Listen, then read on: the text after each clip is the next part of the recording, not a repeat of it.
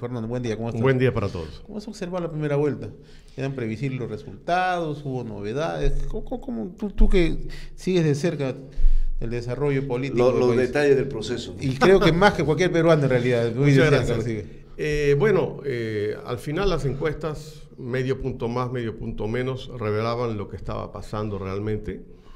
Pero hay muchas lecciones aprendidas hacia el futuro. Estamos hablando no solamente de la segunda vuelta, sino del manejo de las elecciones en el 2018 y en el 2021. Ha habido una serie de fallas introducidas. Yo he estado de verdad, José, he estado haciendo un estudio, analizando bien, y no pudo pasarnos peor cosa que en mitad de un juego que ya estaban dando, que el 17 de enero se introduzca esa ley 3414, que vino a traer una distorsión a todo lo que ya veníamos caminando. Imagínense la gente que nos escucha, estar jugando un partido de fútbol y que a mitad del partido te digan: no vamos a tener un juez, sino vamos a tener 3, no vamos a tener 11 jugadores de un lado, sino 27, en fin, no vamos a durar 90 minutos, sino 130, o sea, un ruido horrible nos metió esa ley 3014. Y además he estado estudiando las resoluciones de los jurados especiales, de algunos en particular, y definitivamente, lamentablemente, los jurados especiales no saben de derecho electoral. Yo no estoy diciendo que sean unos ignorantes totales, pero no saben de derecho electoral. Casualmente ayer, hablando con Percy Medina, me decía: Lucho, habrá que preparar a los jurados sobre derecho electoral porque no saben del tema. Los jurados especiales, como tú sabes, es un juez ordinario, una persona de la calle y otro, no saben. Entonces decían una cosa, el jurado arriba les enmendaba la plana. Es terrible. Es justamente lo que me señalaba. Yo he viajado Sí. dos meses antes de las elecciones a provincia, y me encontré con una sorpresa. Yo tengo un familiar que siempre cuando vamos allá y queremos nos reunimos, entonces a veces queremos hacer algunos arreglos de conexiones eléctricas porque él es Sí. electricista, ¿no? Y arregla rayos también, por ahí sabe un poco de electrónica. Entonces lo llamamos para que venga a ver ahí unos aparatos que tenemos, y nos damos con la sorpresa de que no podía porque era miembro del jurado electoral especial. Sí. Entonces, oye, ¿pero cómo es esto? No, por sorteo. Así Salí es. sorteado. ¿Y qué sabes tú de legislación electoral? Nada. Bueno, estamos leyendo algo pues para ver cómo se aplica esto. Es así. Entonces, esa conformación de ese jurado hasta cierto punto es un poco precario, ¿no? Claro. Entonces, ¿cómo mejoramos eso? ¿Y cómo remediamos en un corto plazo, no? Eso, Claro, si se quiere, si hay voluntad también. Mira, por ejemplo, detalles. Siempre hay un maestro por ahí que dice: el diablo está en los detalles. Por ejemplo, ¿cómo es posible que hayamos amanecido ese día sabiendo que ahora los votantes tenían que buscarse por apellidos y no como siempre se había hecho? Eso fue una sorpresa para el 90% de los votantes. Generó confusión en los grandes colegios. La introducción del voto electrónico, yo soy partidario del voto electrónico en una escalada progresiva, pero también hubo problemas en el 8% de las mesas. La gente mayor no sabía cómo votar electrónicamente. Algunos introdujeron la tarjeta con mucha fuerza y dañaron la máquina. Otros metieron, hay 2 centros de votación que me han contado, la gente metía la tarjeta por donde debería salir el voucher. O sea, ahí faltó todavía un poquito más de preparación. Pero yo creo que lo de la ley 3414 fue tal vez la metida de pata más grande. Y algunos otros temas que ya son mucho más sencillos de solucionar. Por ejemplo, los criterios que se emplean las autoridades y los personal de seguridad que van a resguardar, ¿no?, la tranquilidad Así es. y a garantizar que efectivamente no haya pues algún tipo de disturbios ni cosa parecida en un centro de votación. Pero esos criterios que indican, anteriormente, por ejemplo, cuando se votaba en un gran centro escolar acá, Sí. entonces todos entraban a los patios y a partir de ahí preguntaban y se iban a sus diferentes colas. Pues alguien dijo que esta vez no, y que las colas tenían que hacerse en las calles, doble cola. Uno para entrar al centro escolar y el otro para hacer tu cola adentro. Así es. Entonces eso ocasionó que evidentemente, en el caso por ejemplo, de mi centro de votación, ¿no?, tenga que hacer una cola de 7 cuadras. Te entiendo perfectamente. En la vía pública, y ese día, como dice, el sol brilló con toda su intensidad y fue terrible, Pareciera ¿no? que falta criterio común. En un colegio grande, de San Juan de Miraflores, que tiene varias puertas. Era la misma puerta para entrar y para salir. Por lo tanto, la gente hacía cola para entrar, cola para llegar a su mesa y cola para salir. Eso es falta de criterio. Por supuesto. Ahora, tú has acompañado varios procesos en el mundo. ¿Qué indica la experiencia en estos casos? Pero, José, Sí. antes de esa experiencia, yo justamente porque con la indicación que hace Luis Fernando de este tema, de que la ley es lo que pues prácticamente lleva todo el tema de la sobrecarga que tuvo innecesaria que tuvo este proceso, pero a la final, yo lo que quisiera destacar es que pese a todo eso, y con las colas y el sol y las molestias, y la gente fue a votar. Sí, sí. A pesar que... Y estuvo parado ahí y exigió votar. O sea, es verdad. ¿no? Pero algunas cifras que aparecieron ayer en la noche también llaman a preocupación. Más de 2 millones de votos en blanco, más de 877,000 votos nulos. Hay un ausentismo grande. Ayer hablaba con gente de la OMPE. Estamos hablando de casi 6 millones y tantos de votantes que no se presentaron o votaron o viciaron el voto. Es una cifra preocupante. A pesar que eso no va a poner no va a deslegitimar la elección, pero la gente, ojalá para la segunda vuelta, esta gente que no fue a votar, vaya. Es importante, porque vamos a tener las segundas vueltas son otra elección, otros criterios, otra lógica, que la gente vaya y cumpla con su... Y además más sencillo, ¿no? Es mucho más sencillo, sin duda. Pero frente a los resultados que estamos obteniendo, que la gente vea bien. Yo escribí hoy ha salido en El Comercio un artículo mío llamado La Gobernabilidad.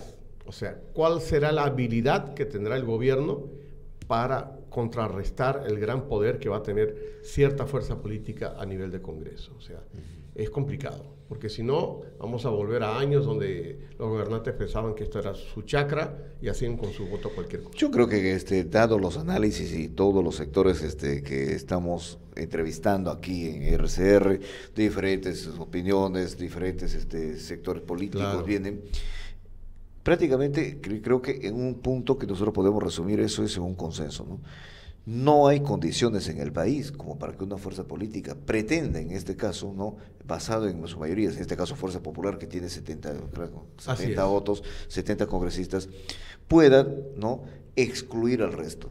Si eso ocurriera, el país no va a, o sea, no hay condiciones para eso, tampoco las fuerzas políticas y la opinión pública en general no permitiría eso, y uno se va sacando esa conclusión a medida que los diferentes voceros ¿no?, que se presentan, ¿no?, van expresando justamente cuál es la visión que tienen a futuro, en el futuro inmediato, ¿no?, de la actuación de la fuerza política que están eligiendo. Sí, yo creo que sería un salto atrás en la historia que una fuerza política prácticamente crea que va a manejar el país como maneja su chacra, ¿no? Y hay que tener mucho cuidado.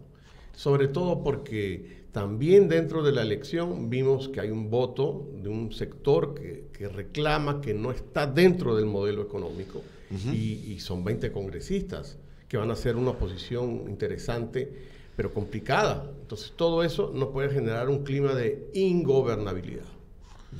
Ahora, desde tu punto de vista, ¿qué factores crees que puedan empezar a ser gravitantes en esta segunda vuelta?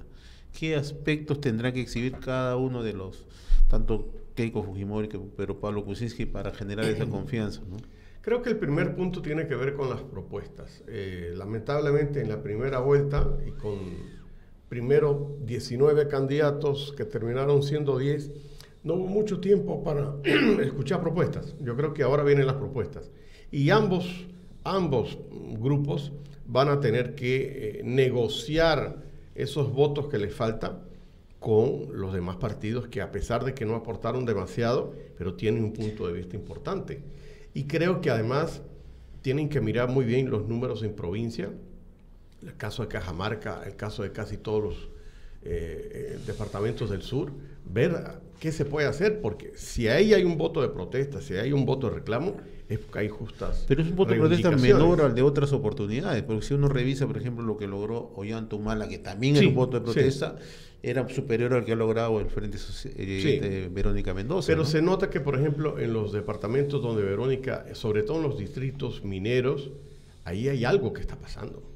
Y los candidatos tienen que tomar en cuenta qué está pasando ahí, cuál es la relación entre las empresas y la comunidad.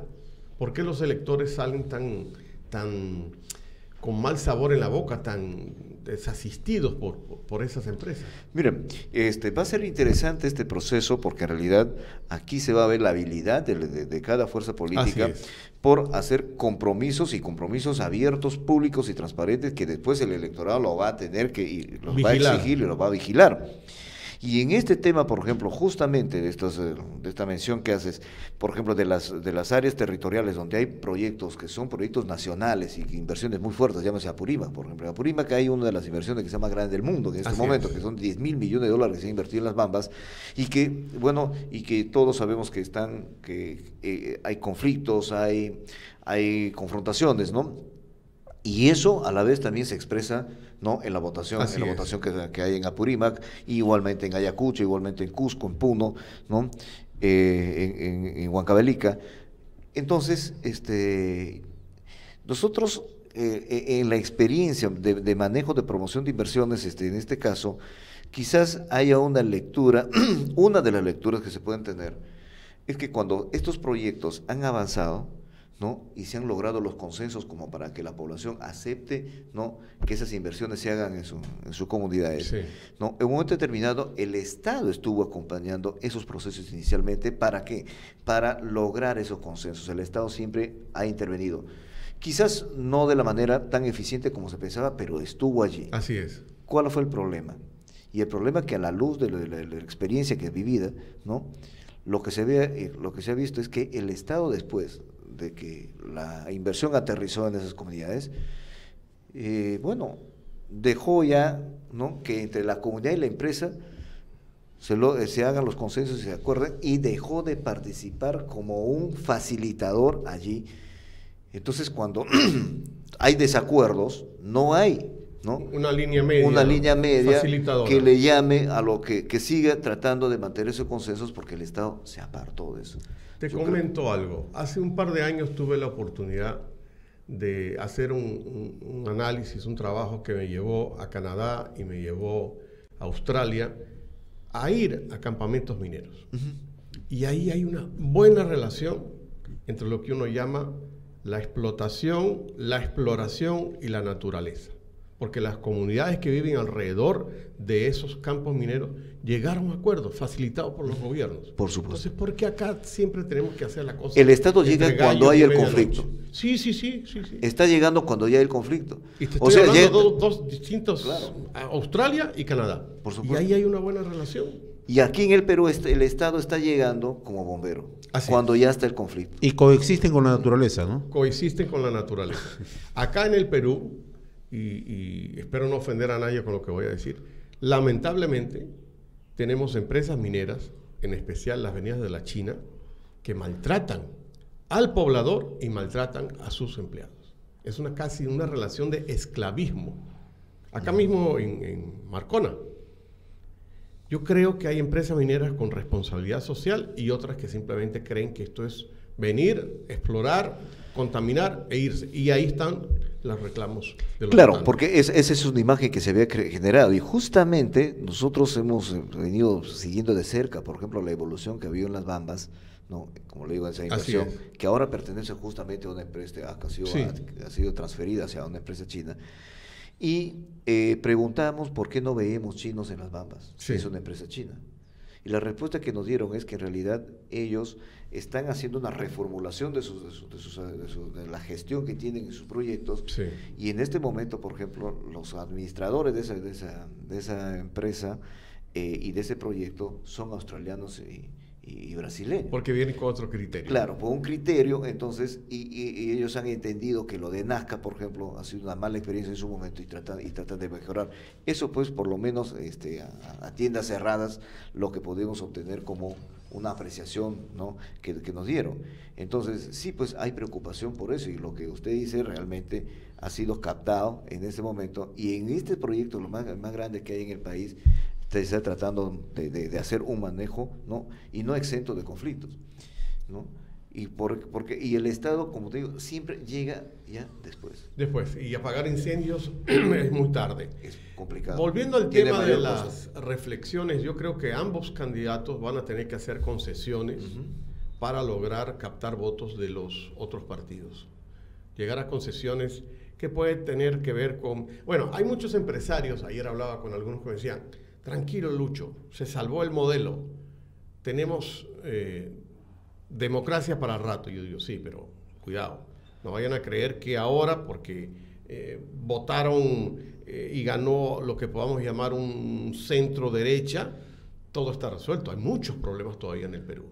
Hay comunidades acá mismo en Lima que tú las visitas sin agua, sin luz, parece que estuvieras ingresando al siglo XVIII. Por supuesto. Entonces hay mucho que hacer. Yo creo que esas condiciones y esas concesiones que tengan que darse y van a tener que ser absolutamente transparentes. ¿Qué cosa estás negociando y qué cosa estás acordando y a qué te estás comprometiendo con esta agrupación política o la otra? Porque yo creo que el electorado no va a admitir, ¿no?, cartas bajo la mesa. Así es, un cheque en blanco. Estamos hablando de más de 8 o 9 millones de personas que todavía no tienen agua potable en su casa, en un país que tiene mucho dinero.